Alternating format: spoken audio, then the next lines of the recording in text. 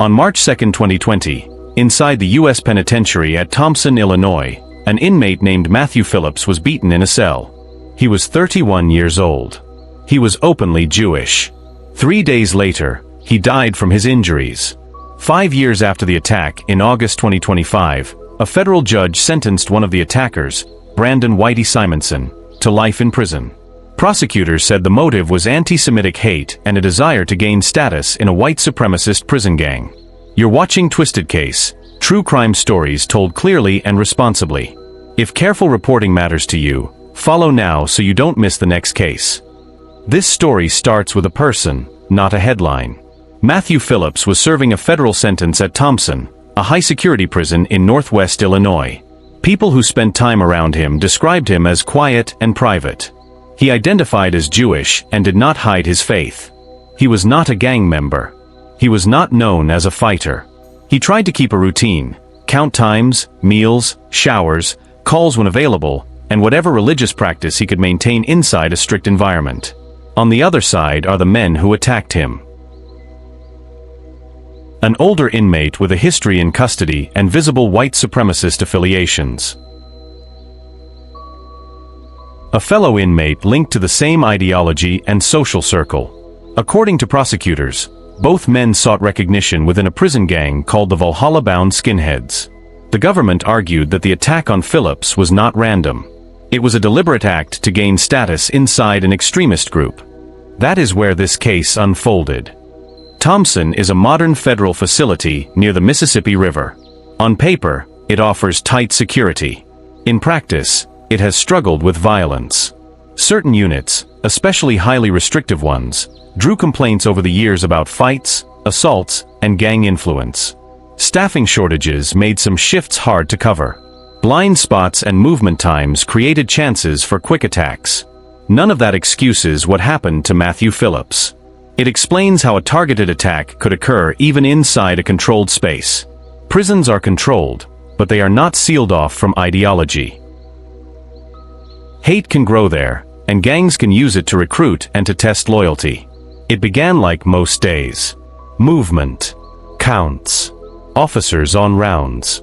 In that routine, Simonson and Martin approached Phillips. What followed was fast and focused. Witness accounts and medical records described blows to the head and face. The description that stands out is this: the beating continued even after Phillips appeared unconscious. Staff responded and medical help was provided, but the damage was severe. It was not a fight over phone time or commissary. It was not a quick argument gone wrong. The pattern, the intensity, and later statements pointed to a motive tied to anti-Semitism and gang status. Phillips survived the initial attack, but never recovered. He died 3 days later. After Phillips died, the case shifted from assault to homicide. Investigators worked through standard steps for a prison killing, scene and medical facts. Staff documented injuries and secured the area. Medical professionals recorded the nature and severity of the wounds. Witness statements. In prison, witnesses are hard to find. Still, investigators collected statements that pointed to Simonson and Martin. Ideology and gang links. The Valhalla Bound Skinheads became central to the government's theory. The gang uses Norse imagery and codes common in white supremacist circles. According to prosecutors, the men wanted to raise their standing within that gang. The price, in this case, was violence against a Jewish inmate. Charging decisions. The U.S. Attorney's Office filed charges that covered both the killing and the hate motive, second-degree murder, conspiracy to commit murder, committing a hate crime, and assault counts. The government's story was simple and direct. Phillips was targeted because he was Jewish, and the attack was meant to earn the attacker's reputation and rank. Motive is not an extra detail here. Hate crimes harm more than one person. They send a message to anyone who shares the victim's identity that they are at risk. If violence brings status, others may copy it. Custody adds duty. When the state controls a person's life, it must take extra care to keep that person safe, especially from identity-based harm. This case tested the state's promise to protect people in its custody. Federal cases take time. Security, witness management, and scheduling all slow the process, especially after a pandemic disrupted courts nationwide. But step by step, the case reached trial.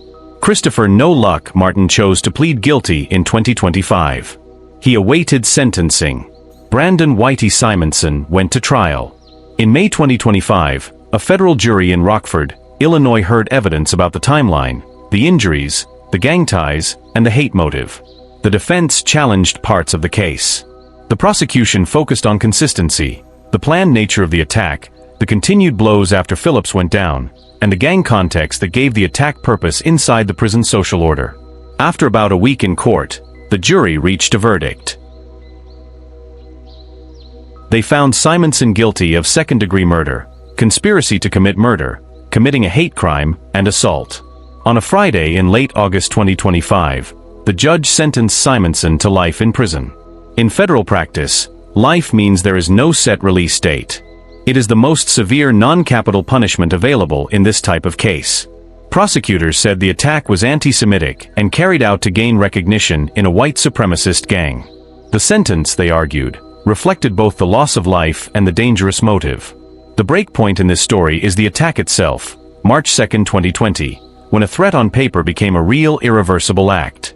Phillips was found, staff responded, and 3 days later he died.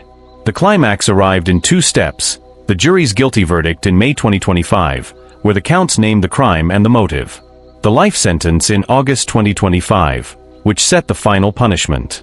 One man is dead because of his religion. The lead attacker will spend the rest of his life in federal custody.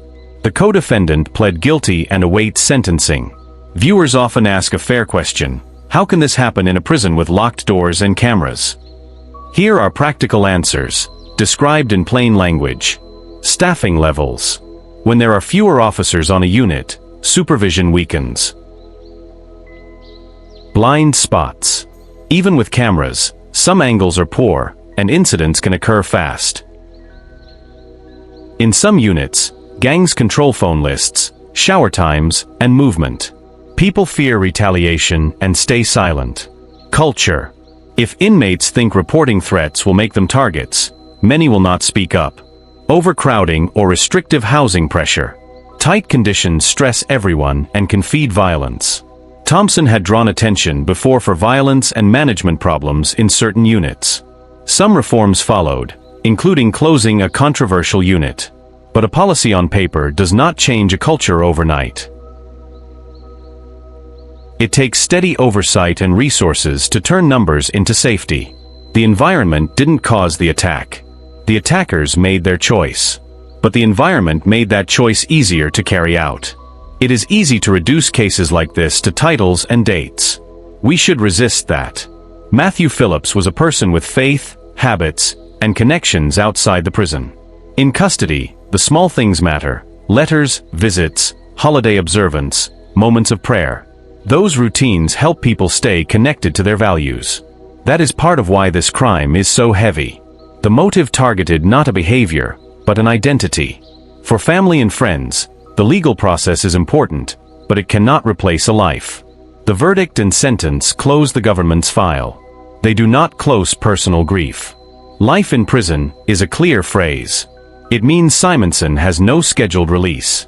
He may appeal. He may file motions. But unless an appeal succeeds or some extraordinary event occurs, he will remain in custody for the rest of his life. The sentence also sends a message to people in custody and to the public. The federal system treats identity-based violence as a serious crime, even when it happens behind bars. The motive matters. The punishment reflects that. 2 truths at once. The sentence marks the act with the strongest non-capital penalty. A sentence alone does not prevent the next crime. Both statements can be true. Prevention inside a high-security prison is hard, but not impossible. The most effective steps are not dramatic. They are steady, repeatable, and measurable. 5 practical areas. 1. Staffing and training. More officers on a unit, trained to spot gang dynamics and early warning signs, can interrupt violence. Training should include how extremist groups signal and recruit inside custody. 2. Intelligence-led housing. Use reliable intelligence to separate likely targets from likely aggressors. Avoid placing recruits with recruiters. Keep known hate-based aggressors away from people they are likely to target. 3. Cameras and audits. Good coverage deters some attacks and helps investigations. Regular audits confirm cameras work and fix blind spots. If staff and inmates know cameras function, behavior changes. 4. Reporting channels that protect people. Anonymous or protected ways to report threats matter.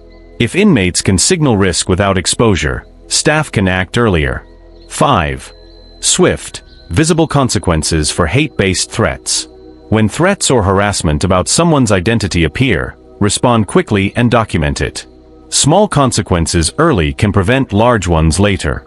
These steps cost money and time, but they are part of the government's duty when it chooses to hold people behind its walls. Was this just a fight that got out of hand? No. Evidence showed a targeted assault. Prosecutors tied it to anti-Semitism and gang status. The blows continued even after Phillips appeared unconscious. That is not a typical mutual fight.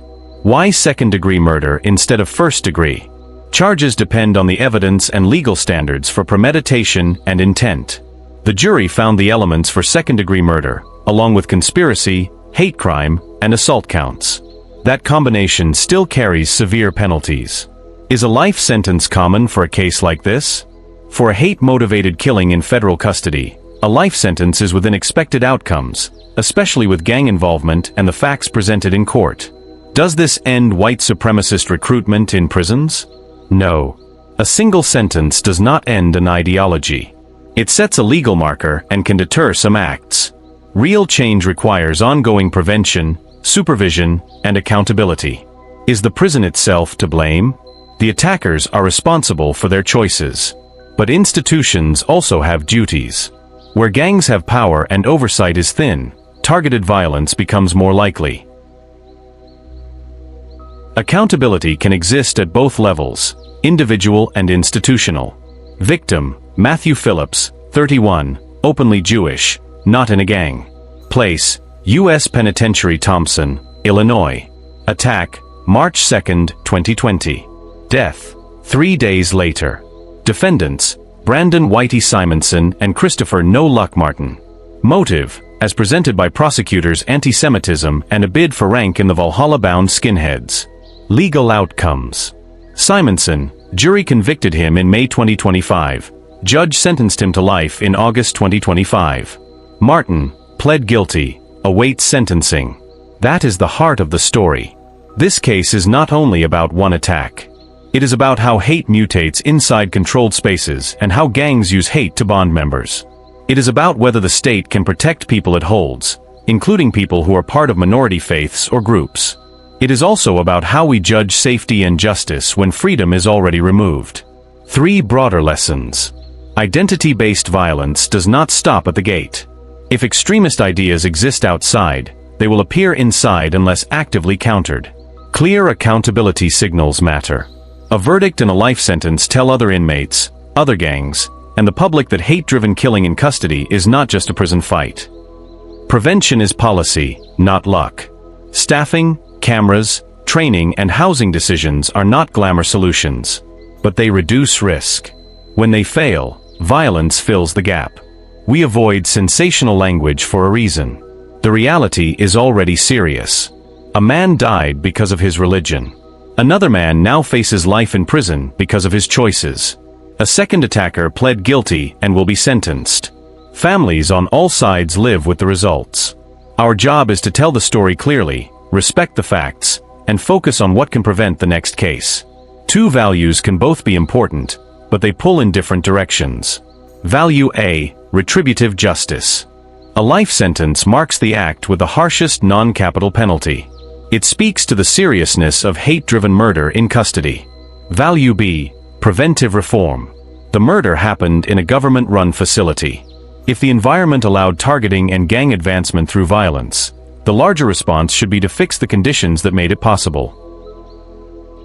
With limited budgets, attention, and political will, which should come first? The strongest possible punishment for the offender, or the deepest possible investment in prevention inside prisons? Tell us your view and your reasons. Keep it respectful. Name the value you're protecting and the trade-off you'd accept. Let us know your thoughts in the comments below. Subscribe for more gripping true crime breakdowns, mysteries, and criminal psychology stories, only on Twisted Case.